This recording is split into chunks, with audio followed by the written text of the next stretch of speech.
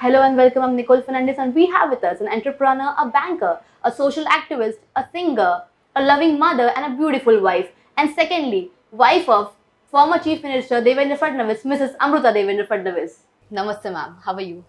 I'm good, Nicole. I hope you're also fine. Yeah, I'm fantastic.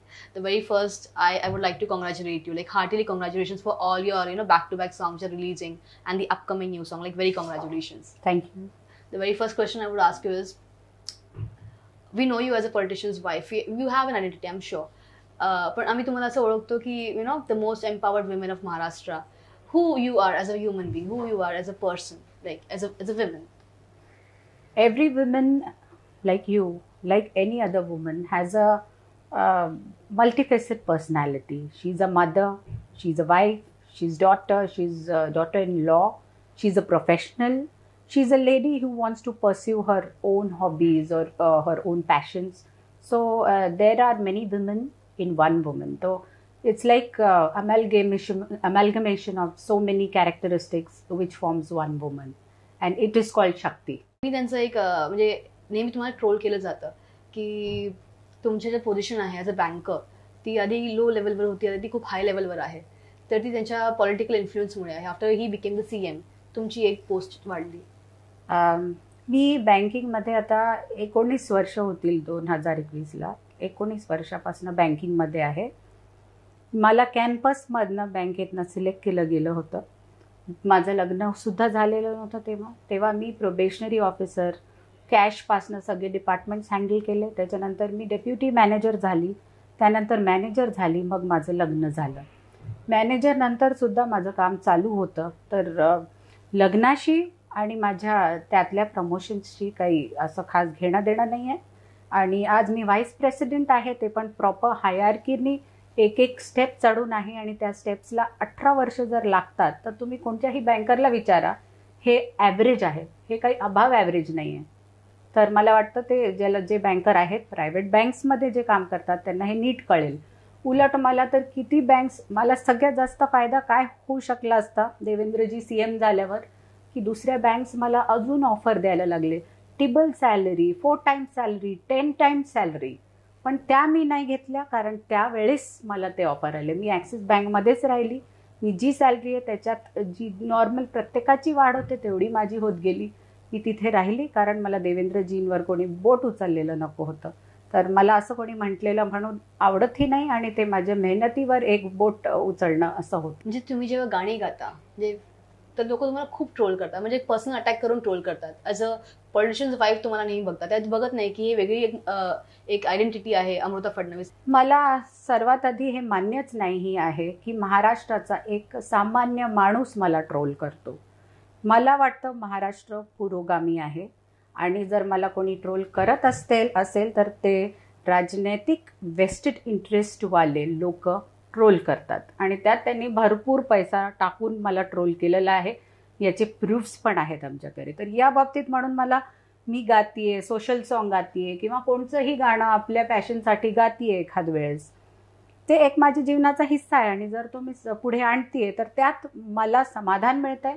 आणि त्यावर जर कोणी पॉलिटिकल इंटरेस्ट असलेल्या वेस्टेड इंटरेस्ट असलेल्या पार्टीज ट्रोल करतात तर ते मला तेवढं डोकं आहे की काय लक्षात घ्यायला पाहिजे आणि काय नजरअंदाज करायला पाहिजे.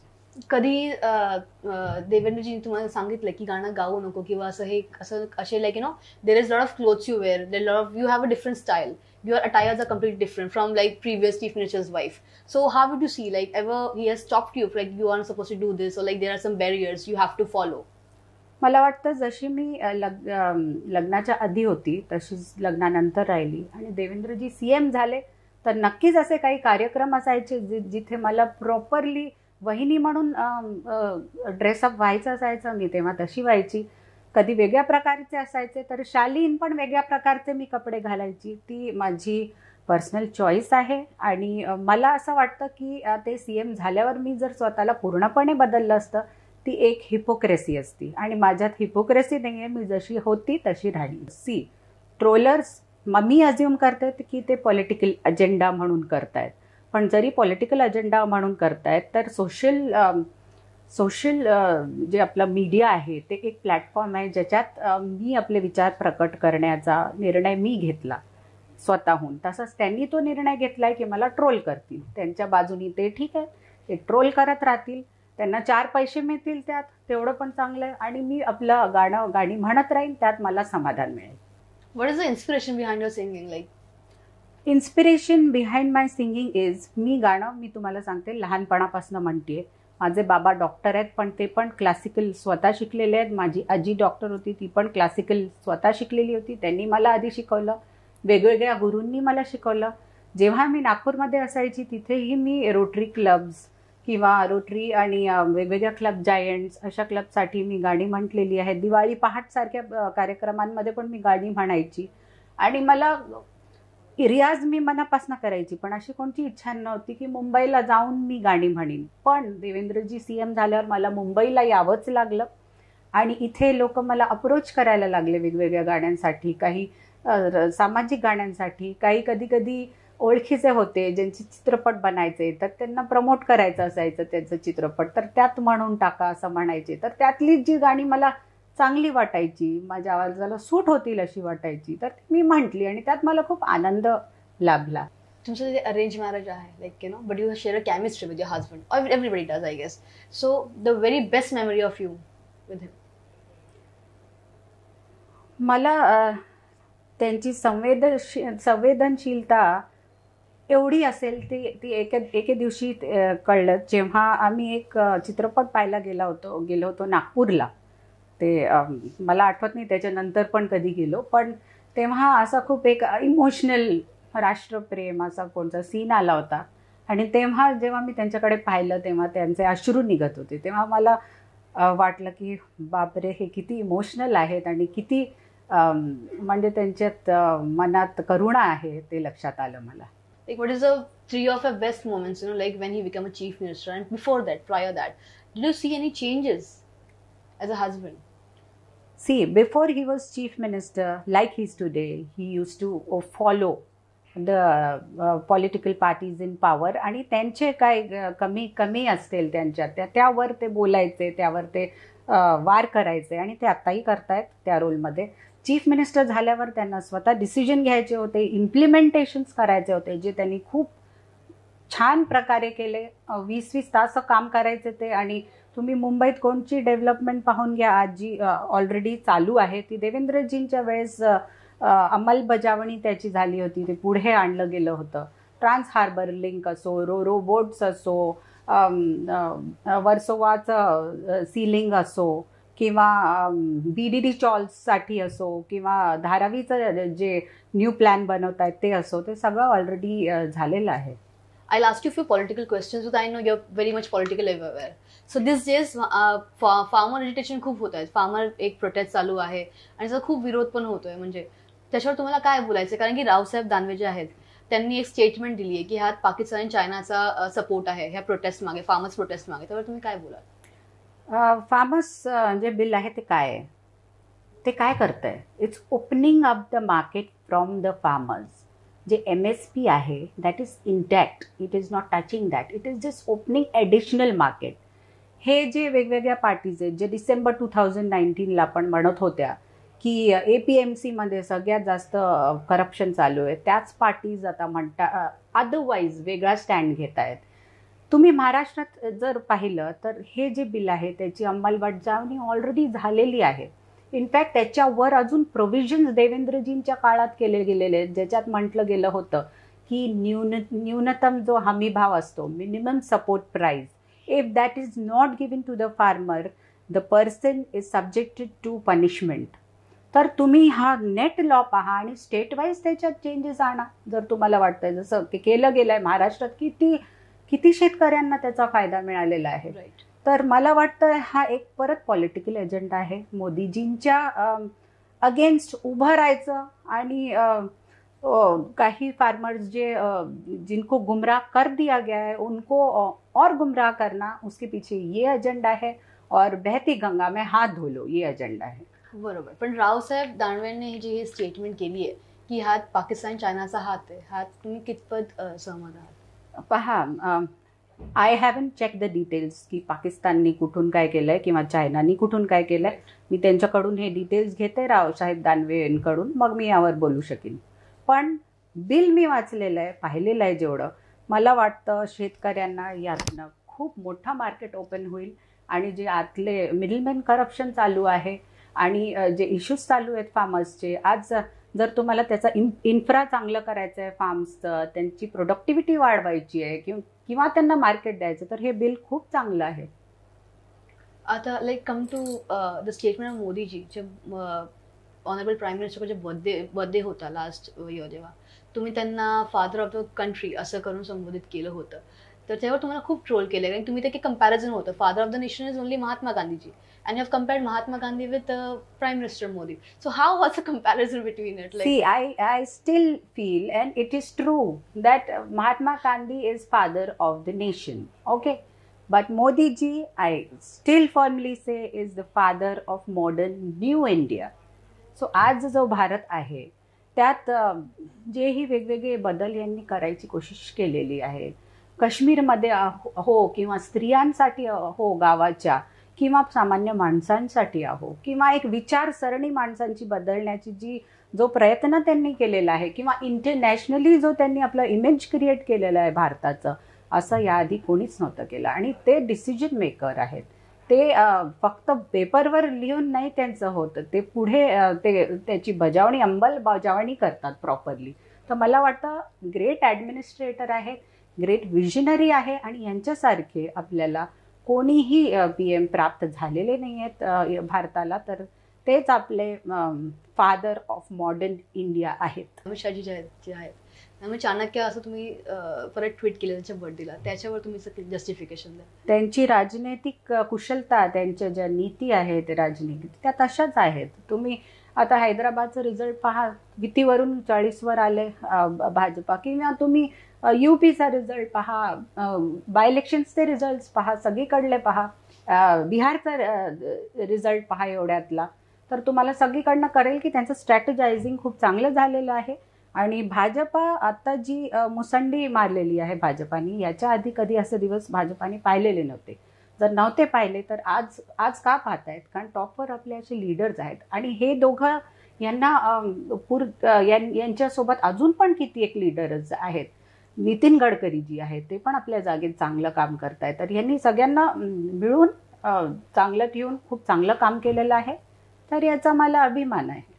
अजून एक पॉलिटिकल क्वेश्चन तुम्हाला विचारते मी. 2019 मध्ये देवेंद्रजी आणि अजित पवारांनी दोघांनी BJP आणि NCP अलायन्समध्ये एक शपथविधी घेतलेली सकाळी अर्ली मॉर्निंगला, त्याच्याबद्दल तुम्हाला माहिती होतं का आधीच? मला खूप लेट माहीत झालं त्या बाबतीत. आणि काय असतं, जेव्हा आपल्याला धोका दिला जातो, समोर देत आहे असं दिसतंय की माणूस आपल्याला धोका देतोय, आपल्याच प्राईम मिनिस्टर, आमच्याच पार्टीच्या प्राईम मिनिस्टरचं नाव यूज करणं, फंडिंग आपल्याकडनं आमच्याचकडनं घेणं, आमच्या तेव्हाच्या CMला देवेंद्रजींनाच आपल्या कॅन्डिडेटसाठी फिरवणं, हे सगळं केल्यावर जर धोका होतोय असं दिसतं, तर त्याच्यानंतर जर त्यांनी हा गमिनी कावा दॅट लास्ट मोमेंट चान्स घेतली, तसं केलं, तर त्यात मला काही गैर नाही वाटत. तुम्हाला कुठे असं वाटलं का की शिवसेनाकडून आपल्याला धोका झालाय? नक्कीच 100%. काय म्हणाल? ते असे होते, दोस्त होते, आणि त्यात नाही जरी केलं असतं त्यांनी, गठबंधन नाही नसतं केलं, पण एकदा भेटणं जरुरी होतं. ते सुद्धा ते नाही भेटले, आमचे फोन सुद्धा नाही उचलले, आणि डायरेक्ट हे डिसिजन घेतलं, हे रॉंग होतं. जर त्यांनी भेटून नाही जरी ठरवलं असतं ओके होतं, त्यात काही नव्हतं, पण देवेंद्रजींना भेटायला पाहिजे होतं. पुढची वाटचाल कशी असते? तुम्हाला वाटतं की अलायन्स होऊन परत देवेंद्रजी CM होतील का? आता पुढचं मला काहीच ठाऊक नाही आहे, मी पॉलिटिकल ॲनालिस्ट नाही आहे. मी एवढंच सांगू शकते की आता खुर्ची मिळालेली आहे महाविकास आघाडीला, त्यांनी नीट काम करावं, आणि जितके दिवस राहतील तेवढ्यात महाराष्ट्रासाठी खूप काही करावं. कमिंग अ स्टेप बिहाइंड, जेव्हा तुम्ही वर्षा बंगलो सोडला, जेव्हा चीफ मिनिस्टरचे हे चेंज झाले, तेव्हा वॉल्सवरती स्क्रिबल्ड होतं सगळं. I guess how old is a baby that time? She is 11 now. So she's 9 years old, something, not 9. 10 10 years old, yeah. So 10 years old, तिने जी खूप लहान आहे, म्हणजे ते 10 years old, like quite young to write anything. तिने त्यावर लिहिलेलं की BJP Shiv Sena is friends and still be friends and will be friends करून लिहिलेलं. तुम्हाला माहिती आहे ती वेळ कशी होती, प्रत्येक माणूस हेच येऊन बोलत होता, घरी लोकच राहायचं आणि हेच बोलायचं, दिविजा तिथेच फिरायची. दुसरी गोष्ट, हे आमच्या खोलीत झालेलं नव्हतं, हे कोणी केलं अजूनही नक्की नाहीये, ते रायटिंग माझ्या मुलीचं नाहीये, पण ती आणि तिच्या मैत्रिणी ऐकत होत्या हे. दुसरी गोष्ट, हे सर्वंट रूम मध्ये केलेलं होतं, सर्वंट रूम. आता ते कोणी केलं, या लोकांमधनं एकाने केलं की कोणी येऊन नुसतं करून फोटो काढला, आम्हाला काय माहित. पण मी तुम्हाला हे म्हणतेय, जर असं काही झालेलं आहे कुठे, ते तुम्ही माहीत करा कोणी केलंय. डायरेक्ट तुम्ही माझ्या मुलीलाही सांगू नाही शकत, कारण ते जे हँड रायटिंग होतं ते तिचं नक्कीच नव्हतं. जर कोणी केलेलंही असेल लहान मुलांनी कधी हाईड अँड सीक खेळताना किंवा काही, तर मी यात हे नाही म्हणत की नक्कीच नसेल केलं, पण जे केलं होतं त्याच्यात काय वाईट लिहिलं होतं, काय वाईट होतं ते मी वाचलं, तर पेपरमध्ये टाकलं होतं. एवढा काही मोठा मुद्दा नव्हता. त्याच्यात लिहिलं होतं BJP Shiv Sena was friends, Fadnavis rocks, असं काही काही लिहिलं होतं. त्याच्यात काय होतं, तुम्ही एवढे मोठे करप्शन करतात, $multi-million करप्शन, तुम्ही एवढे मोठे स्कॅम्स करता, ते तर असं तुम्ही फ्रंट पेज वर नाही आम्हाला दिसत, पण एका कोणत्या तरी मुलांनी कधीतरी कोणत्या तरी सर्वंट रूम मध्ये कोणत्या तरी दिवशी लिहिलेला कधीतरी असेल किंवा नसेल, ते मोठं तुम्ही फर्स्ट पेजवर आणता, front page. No, it was very surprising. A 10-year-old being so well informed on politics, like so well informed. Like no doubt she's daughter of a politician, but so well informed. But there was nothing that was not very common. It was just Fadnavis rocks and we were friends sometime and we are happy as well. So what's bad in that? And who wrote, I don't know. We don't know who wrote or whether it was written and captured, I don't know. मी पुन्हा येईन. These statements were round and round on the internet, like viral everywhere. What do you think on this statement? मी पुन्हा येईन म्हणजे काय? मी पुन्हा येईन एक वेगळा विचार घेऊन, एक वेगळं इनिशिएटिव्ह घेऊन, ज्याने आपल्या सगळ्यांना फायदा होईल. आणि पुन्हा ते येतच राहणार आहेत, कधी मुद्दे घेऊन, कधी लोकांसाठी काही इनिशिएटिव्ह घेऊन. तर मी पुन्हा येईन तर खरी गोष्ट आहे, आणि ते पुन्हा येतच राहतात. मी पुन्हा येईनचा एक अर्थ असा असतो की मी चीफ मिनिस्टर म्हणून पुन्हा येईन. त्याच्यावर तुम्हाला कसं बोलायचं? लोक ते आम्ही तर चीफ मिनिस्टर म्हणूनच त्यांना हे करतो. तर ही जी बाब आहे ही फक्त देवेंद्रजींची बाब नाही आहे, त्यांचे जे सिनियर्स आहेत, त्यांचे जे दिग्गज हेड्स आहेत त्यांची बाब आहे, ही लोकांची बाब आहे, ही परिस्थितीची बाब आहे.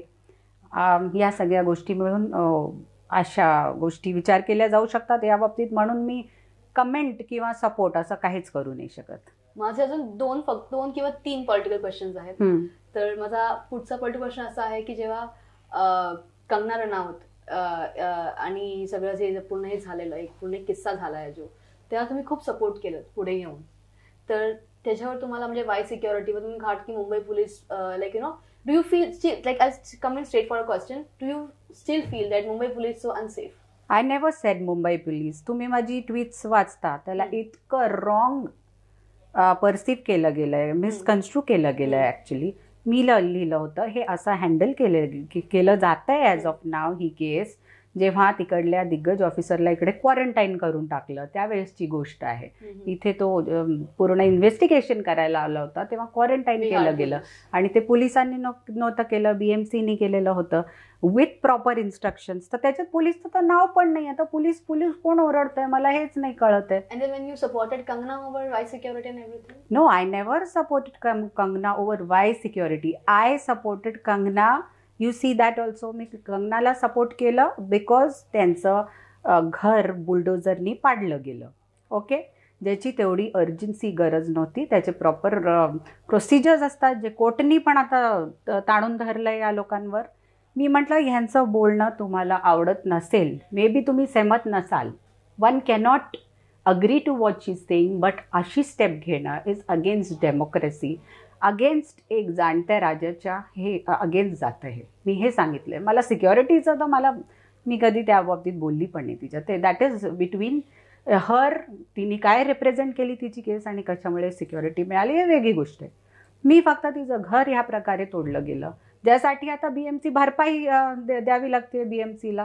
तर काय ना करायला त्यांचं. तर त्यामुळे हे जरुरी आहे की तुम्ही जेव्हा राजा बनता, जेव्हा you are the chief minister, तुम्ही या छोट्या छोट्या गोष्टींमध्ये राहू नाही शकता. आज महाराष्ट्रामध्ये ब्लड डोनेशनची गरज आहे सगळ्यात जास्त. किती कमी आहे ब्लड. 7 दिवसांचं ब्लड राहिलेलं आहे. अरे करा, कॅम्प्स करा, शिबिर करा. आम्हीच NGOs कामं करतो आणि ब्लड डोनेट करतो. स्वतः करा डोनेट, काही करा, त्याच्यात लक्ष द्या.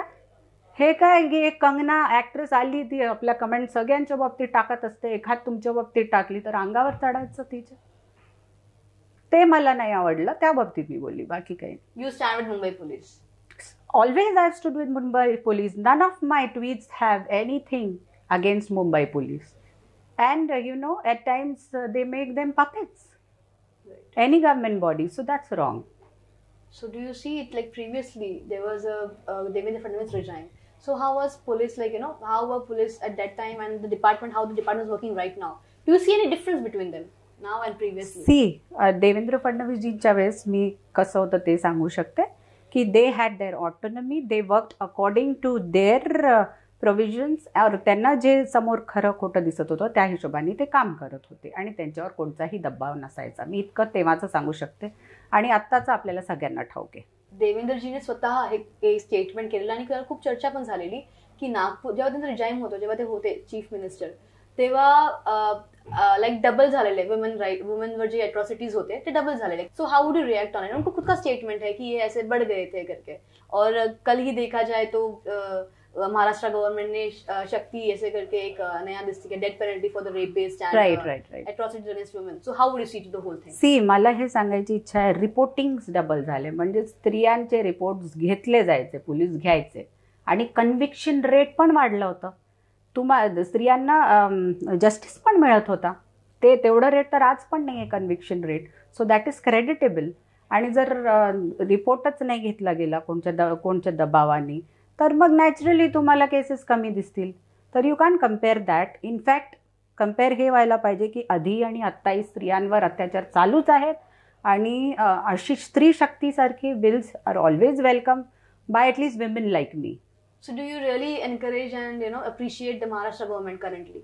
Yeah, I have not studied the details of this bill, but if properly articulated, it is a good initiative. तुम्ही plastic surgery केली आहे का? Have you undergone the seizure? So how would you react on it? See, माझे 2-4 असे photo होते जेव्हा मी heavily pregnant होती, ते काढलेले मीडियावर गेले आणि तेव्हा मला खूप जास्त स्वेलिंग आणि वॉटर रिटेन्शन होतं. तेव्हाचे फोटोजच हे फिरवतात, त्यात माझा काही इश्यू नाही आहे. आणि प्रेग्नन्सी नंतर मला खूप वेट गेन झालं होतं, त्यावेळेस ते फोटो फिरवतात. त्याच्यानंतर मी डेफिनेटली वेट कमी केलं, मी डेफिनेटली फिटनेसकडे लक्ष दिलं.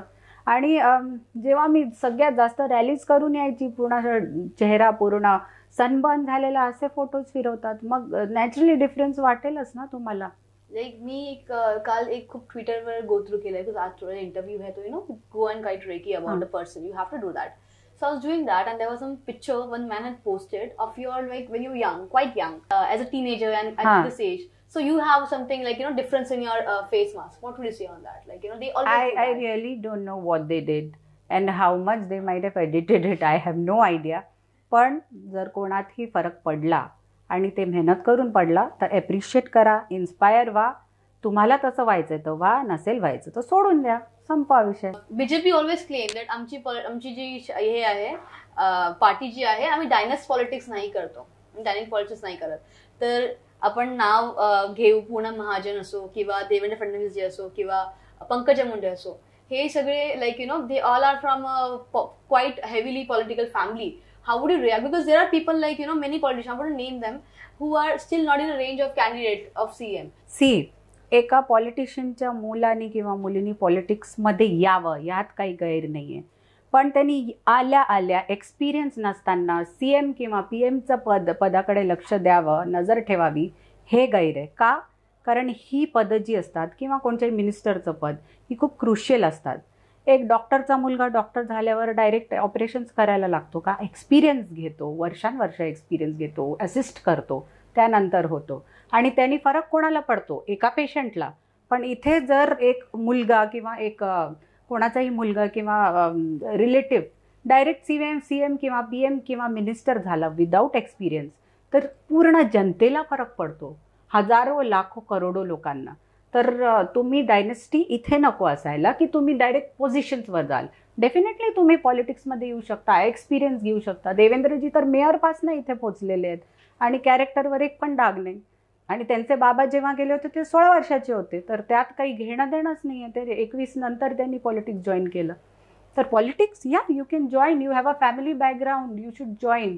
बट डायरेक्ट जॉईन केल्या नाही मला CMच व्हायचं आहे, जॉईन केल्या नाही PMच व्हायचं आहे, हा विचार खराब आहे. त्यात खूप जास्त ही इम्पॉर्टंट क्रुशियल पोस्ट आहेत आणि you should take the relevant experience, relevant backing of people, then you should go there. How do you see Aditya Thakere's whole career as a politician? Aditya Thakere's whole career as a politician? There's nothing to comment on it as of now.